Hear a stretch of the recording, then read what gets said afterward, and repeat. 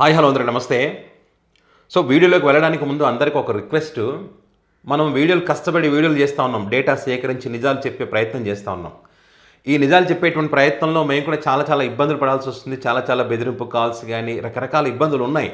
అయినా కూడా చేస్తున్నామంటే నిజాలు బయట పెట్టాలనే ఒక ప్రయత్నం. సో నాకు ఎప్పుడు ఆనందం అనిపిస్తుంది, ఇన్ని బాధలు ఉన్నా కూడా ఆ వీడియో ప్రజలకు రీచ్ అవ్వాలి, ప్రజలకు తెలియాలి. తెలిసినప్పుడే మేము సంతోషపడతాం, మా కష్టానికి ఫలితం దక్కింది కదా అని చెప్పి. కాబట్టి ఖచ్చితంగా విలువైనటువంటి ముఖ్యమైనటువంటి వీడియోలను ఖచ్చితంగా షేర్ చేయండి. మీ అభిప్రాయాలను కామెంట్ రూపంలో పెట్టండి. మీరు అలా కామెంట్ చేయడం ద్వారా, షేర్ చేయడం ద్వారా వీడియో రీచ్ అవుతుంది. మేము ఎక్స్పెక్ట్ చేసేది అదే, వీడియో రీచ్ అవ్వాలి, నిజాలు ప్రజలకు తెలియాలి. అది మా ప్రయత్నం. కొన్ని మంచి వీడియోలు, సబ్జెక్ట్ ఉన్న వీడియోలు, ప్రజలకు ఉపయోగపడేటువంటి వీడియోలు రీచ్ కాకపోతే బాధ అనిపిస్తుంది అనమాట. సో మేము చేసే రిక్వెస్ట్ అదే, వీడియో రీచ్ అవ్వాలంటే ఖచ్చితంగా షేర్ చేయండి. ఇప్పుడు వీడియోలో డిస్కస్ చేయబోయేటువంటి అంశం ఒక సర్వే సంస్థ బయటపెట్టినటువంటి సంచలన రిపోర్టుకి సంబంధించి. ఇది మన సొంతంగా చెప్తున్నది కాదు. ఎవరి గురించి? మంత్రులు. అంటే భారతదేశంలోనే ఏపీలో ఉన్నటువంటి క్యాబినెట్ అతి చెత్త క్యాబినెట్ అని చెప్పి ఒక చర్చ నడుస్తుంది ఈ రిపోర్ట్ చూసిన తర్వాత. ఎందుకు అంత పెద్ద మాట అనాల్సి వచ్చిందంటే రిపోర్ట్ చూస్తే ఎవరికైనా అర్థమవుతుంది. సో ఆ రిపోర్ట్ యొక్క వివరాలు మీకు క్లియర్గా చెప్పేటువంటి ప్రయత్నం చేస్తాను. మీ అందరికీ తెలుసు, చంద్రబాబు నాయుడు గారు తరచుగా చెప్పేటువంటి మాట ఏంటి? నేను నిప్పు. ఇదే మాట. ఆయన ఒక్కడే నిప్పు, ఆయన పార్టీలో ఉన్నవాళ్ళు మాత్రమే నిప్పు, టీడీపీ పార్టీ మాత్రమే నిప్పు, ఇంకా మిగతా వాళ్ళంతా తుప్పు. అది వాళ్ళ యొక్క అభిప్రాయం. వాళ్ళ ఛానల్లో, వాళ్ళ పత్రికలు కూడా దాన్ని బాగా కవర్ చేస్తుంటారు.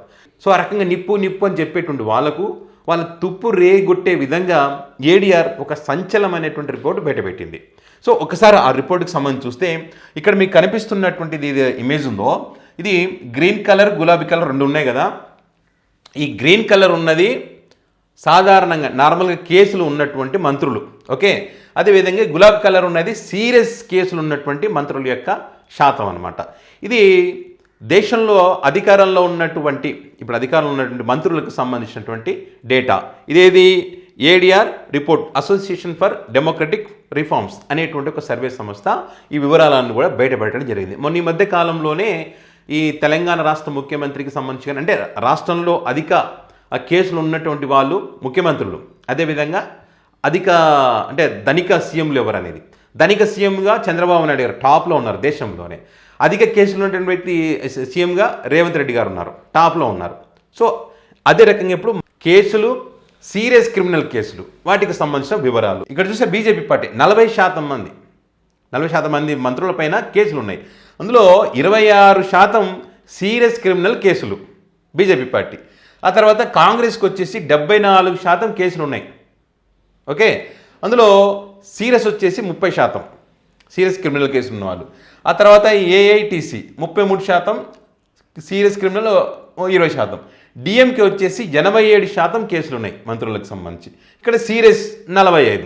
ఇప్పుడు చూడండి, ఇక్కడ తెలుగు రాష్ట్రాలు చూస్తే, ఇప్పుడు ఆంధ్రప్రదేశ్ చూస్తే టీడీపీ 96% ఈ మంత్రులు ఎవరైతున్నారో వాళ్ళపైన కేసులు ఉన్నాయి. 96% క్రిమినల్ కేసులు ఉన్నటువంటి వాళ్ళు. అందులో సీరియస్ కేసులు ఉన్నటువంటి వాళ్ళు 57%. ఇందులో వీళ్ళే టాప్, ఎవరు లేరు ఇక్కడ. 90 సాధారణ కేసుల్లో కానీ సీరియస్ కేసుల్లో కానీ టీడీపీ టాప్లో ఉంది. అంటే చూడండి, ఏపీ క్యాబినెట్లో ఉన్నటువంటి మంత్రులంతా కూడా క్రిమినల్ కేసులు ఉన్నటువంటి వాళ్ళే.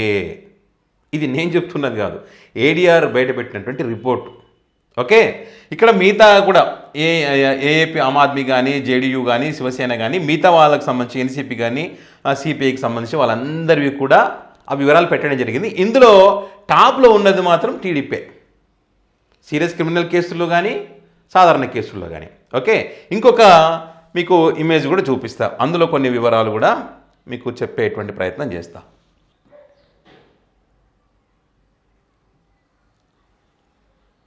ఒకటి చూడండి, నారా చంద్రబాబు నాయుడు గారి మీద క్రిమినల్ కేసులు 19, ఓకే.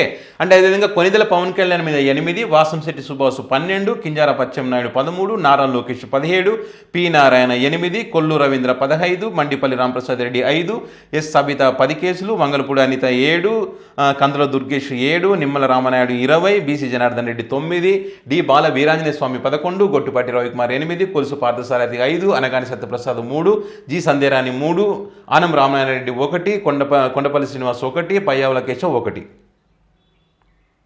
ఓకే. ఇట్లా నేర చరిత్రలో నెంబర్ 1 ఏపీ క్యాబినెట్ సంబంధించినటువంటి వాళ్ళే ఉన్నారు. దీనికి సంబంధించి ఏడీఆర్ సంచలనమైనటువంటి రిపోర్ట్ ఈరోజు బయట పెట్టడం జరిగింది. ఓకే. అదే కాకుండా ఇక్కడ ఉన్నటువంటి మంత్రుల్లో 23 మంది టీడీపీ పార్టీకి చెందినటువంటి వాళ్ళే. ఓకే. ఒకరు జనసేన, ఒకరు బీజేపీకి, ఇట్లా వాళ్ళు కూడా ఇందులో ఉన్నారు. అయితే ఈ ఆంధ్రప్రదేశ్ చెందినటువంటి మంత్రుల్లో 6 మంది బిలియనియర్లుగా ఉన్నారంట. అంటే 100 కోట్లకు పైగా ఆస్తులు ఉన్నటువంటి వాళ్ళు. అందులో 5 మంది టీడీపీకి చెందినటువంటి వారు, ఒకరు జనసేన నుండి ఉన్నారు.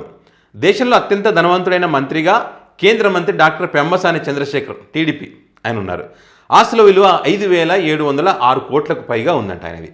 ముఖ్యమంత్రి నారా చంద్రబాబు నాయుడు 930 కోట్లతో దేశంలోని అత్యంత ధనవంతులైన ముఖ్యమంత్రులుగా ఒకరిగా నిలిచారు. ఆ తర్వాత ఇతర ధనవంతులైన మంత్రుల్లో నారా లోకేష్ మరియు పొంగూరు నారాయణ కూడా ఉన్నారు. వీరు టాప్ 10 బిలియనియర్లో ఆ మంత్రుల జాబితాలో వీళ్ళు చోటు సంపాదించుకున్నారు.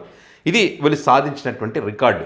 వీళ్ళు చెప్పేది ఏంటయ్యా, చంద్రబాబు నాయుడు గారు ఏం చెప్తా ఉంటారు, నాకు 2 ఎకరాలు ఉంది, నేను సంపాదించుకోలేదంటారు. జగన్మోహన్ రెడ్డి గారిని ఆర్థిక ఉగ్రవాది అని చెప్పి వాళ్ళ మీద కామెంట్ చేస్తూ ఉంటారు. అటువైపు కామెంట్ చేస్తాం కానీ మన సంగతి మనం చెప్పుకోం. అదేదో సామెత ఉంది కదా, గురిగింద తన కింద నలుపు చూసుకోదని చెప్పి ఆ రకంగా ఉంటుంది. ఇలాంటి ఏడీఆర్ లాంటి స్వచ్ఛంద సంస్థలు నిజాలు బయటపెట్టినప్పుడు ఆశ్చర్యపోవడం ప్రజల వంతు అవుతుంది. ఇట్లాంటి సంస్థలను కూడా ఇంకా భయపెడతారా వీళ్ళు? ఇప్పుడు ఆల్రెడీ రాష్ట్రంలో ఎవరైనా ప్రశ్నిస్తే వాళ్ళకు ఒక ముద్ర వేసేస్తున్నారు కదా, వీడి సైకో, వీడి పేటిఎం, వీడి శాడిస్టు, వీడి అరాచక శక్తులు, వీళ్ళంతా చూస్తాం, తమాషా చేస్తున్నారా, ఫినిష్ చేస్తాం, బొక్కలు వేస్తాం అని ఇట్లా కామెంట్ చేస్తూ ఉన్నారు. అంటే ప్రశ్నించేవాడిని కూడా వాడికి ఒక ముద్ర వేసేసి ప్రశ్నించకుండా వాళ్ళ నోరు మూసేస్తే ఇది ప్రజాస్వామ్యానికి ప్రమాదం. ఇప్పుడు చూడండి, రైతులు కూడా వాళ్ళ కష్టాలు చెప్పుకుంటే వాళ్ళకు ఒక ముద్ర వేస్తున్నారు, పేటీఎం బ్యాచ్ అని ఒక ముద్ర వేసేస్తున్నారు. ఇదే విచిత్రమో అర్థం కాదు. అంటే వాళ్ళ కష్టాలు, వాళ్ళ బాధలు చెప్పుకోకూడదా? సో ఇప్పుడు ఈ ఏడీఆర్ బయట పెట్టినటువంటి రిపోర్ట్ చూసిన తర్వాత ప్రజలు ఆశ్చర్యపోతూ, మరి ఇంత నేర చరిత్ర కలిగినటువంటి మంత్రుల మమ్మల్ని పాలిస్తున్నది, అది కూడా దేశంలోనే టాప్ 96%.